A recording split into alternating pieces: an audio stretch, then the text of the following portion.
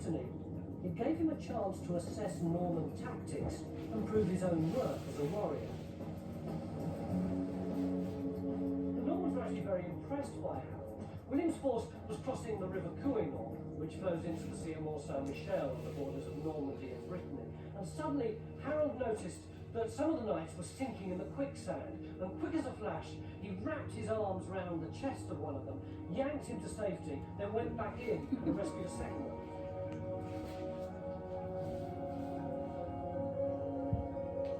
Harold's reward was being knighted by William, a double-edged sword that involved pledging obedience to his new lord. William's agenda was beginning to unfold. Then came the body blow. William brought Harold to the cathedral here in Bayeux. He demanded that Harold take a solemn oath sworn on sacred relics to support William's claim to the throne of England. Harold was under duress and swore with the 11th century equivalent of crossed fingers. Breaking an oath was monumental, and as far as William was concerned, Harold was bound by it. Harold swore the oath, but in the full realisation that that was the only way he would escape, but knowing that he had no intention of actually supporting it later on. Harold returned home, knowing that his perjury would come back to haunt him. Oh, that is how they But even discharge as he water? returned, another nail was being prepared for his coffin. No, There was it's trouble basically again opening up within because his the own cars are family. going to come out. The bow goes open Harold's and next it brother dots, down, and then the Tostig, cars can was roll Earl off of the ferry. Northumbria, governing They're the called whole roll of on, the roll England. off The ferries. region was wild No, and no. uncivilized, What I but it see did is have always advantages. like that. The Northumbrians Not paid going. half as much Yeah. tax as anywhere else in England.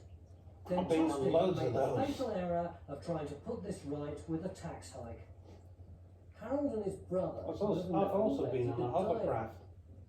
But unlike us, who only remember that she rode through Coventry in the nude, they would have remembered her famous ride as a tax protest to try to persuade her husband, the Earl of Mercia, to reduce the burden on his oppressed people. Tostig might have been well advised to follow Godiva's example, but he didn't. In one fell swoop, he doubled Northumbria's tax. You're going to eat that soup again? Yeah, what do you want? I still have those sliced potatoes in there. Yeah, I have, I think, the schnitzels, is that you buy?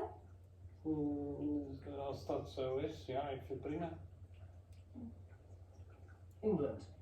The region was wild and uncivilized, but it did have advantages. The Northumbrians paid half as much tax as anywhere else in England. Then Tostig made the fatal error of trying to put this right with a tax hike. Harold and his brother would have known Lady Godiva. But unlike us, who only remember that she rode through Coventry in the nude, they would have remembered her famous ride as a tax protest to try to persuade her husband, the Earl of Mercia, to reduce the burden on his oppressed people. Tostig might have been well advised to follow Godiva's example, but he didn't. In one fell swoop, he doubled Northumbria's taxes. The king agreed, but the people of Northumbria didn't. See, this is what happens. On the 3rd of October 1065, local nobles stormed Tostig's stronghold in York, looting his armoury and killing his men. They marched south, demanding a change of governor. Ironically, they wanted Lady Godiva's grandson instead. The rebels had got as far as Oxford when Edward put his top man on the case to negotiate. What Harold heard presented him with a dilemma. The choice was a civil war that would fatally weaken England, leaving her open to attack from William of Normandy, or abandoning his own brother. Harold chose country over family and recommended that Edward give the Northumbrians the leader they wanted. Tostig was outraged. He went into exile, vowing revenge on a brother who'd become his arch enemy.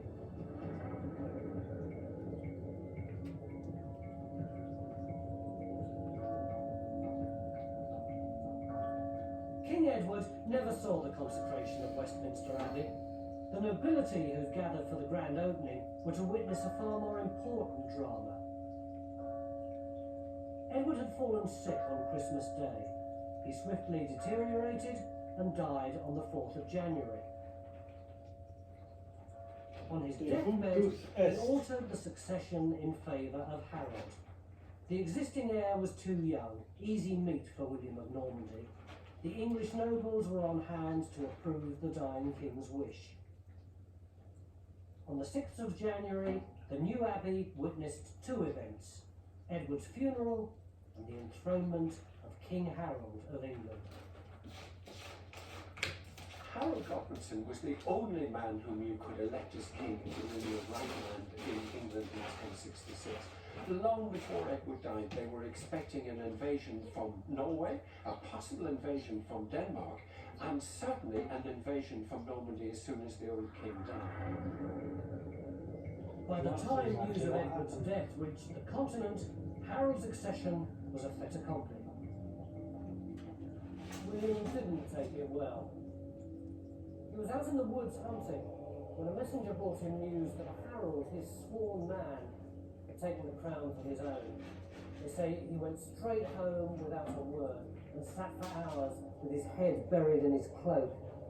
Harold stood with his forehead against the pillar, trying to cool the rage within. Then, when he recovered enough to speak, he called a council of war. He killed himself? No, they called the Council of War.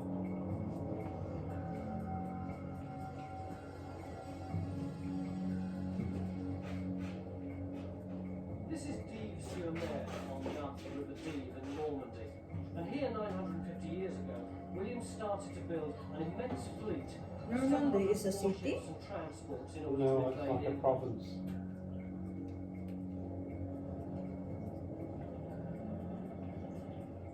It was warfare on an industrial scale. They had chopped down around 60,000 trees and employed about 8,000 men. But more than that, the support structure to raise the cash and feed and water the workers would have involved everyone in Normandy.